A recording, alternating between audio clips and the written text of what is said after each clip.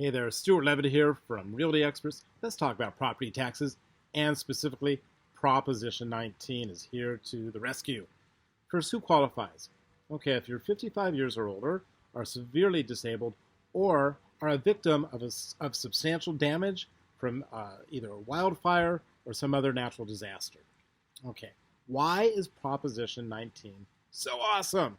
Well, you can sell your current residence and you can transfer your tax assessment over to your new purchased home. So what does that mean? All right, so you have a home that's worth $1 million.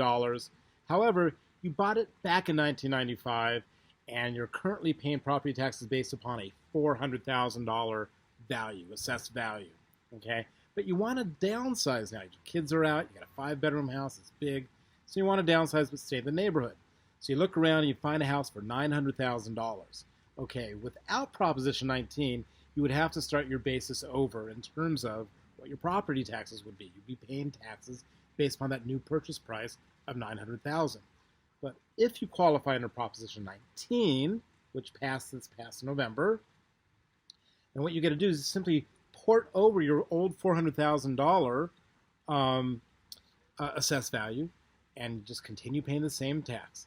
That's pretty awesome, right? Okay, so when does it get a little more complicated? It gets a little more complicated when you buy a house that costs more than the one that you just sold. Now, this used to not be applicable. You used to just pay the additional tax, not the additional, you'd start over with a new assessed value of, let's say you buy a house for $1.4 million, you would start over with $1.4 million tax base. That is kind of sucky. Now you got $1 million more you got to pay taxes on. That's over $12,000 or $1,000 a month. This would keep people from buying homes. So what Prop 19 did was it said, we're going to do a little quick math. It's easy. You're going to take two numbers. You're going to subtract the difference from what you sold your house at. So remember in our example, we sold it for $1 million from what you're buying the new house at. So we're buying a new house, let's say at $1.4 million, and we're selling it at $1 million. We have a difference of $400,000.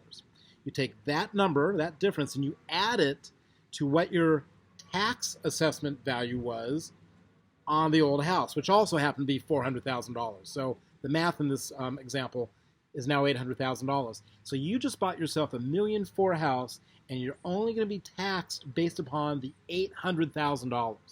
That's fantastic. So you can see why this is very popular for people. There are limits, right? So adjustments are made if the sale of the home is more than $1 million higher than its assessed value. So in our example, we're using some of the same numbers, but stick with me. If we had sold our house for $1.5 million, even though we had assessed value of $400,000, that would be $1.1 million. So we're just going to bring that back down to $1 million and what you can use to apply. And a few quick notes before we finish up.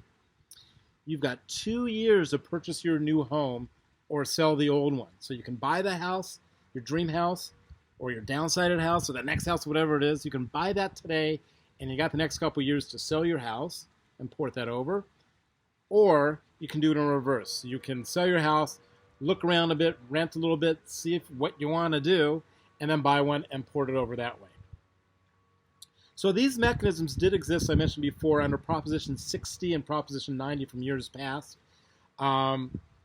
But they were between certain counties that were participating. This is now statewide throughout California. So you don't have to be dependent upon one county approving or not. Also, under those previous provisions, you could only do this one time in your life. There's really unlimited amounts of time to do this. I guess we have to game theory this out a little bit to see who would be doing that, but right now it's a whole new thing. So finally, of course, I'm not a lawyer, I'm not an accountant, so I encourage you to speak with those professionals of yours prior to entering into a transaction or looking at the numbers or, of course, filing your taxes. But you can see how powerful this is and how this may be impacting some of the market today, because it's going to add liquidity and properties should be more valuable.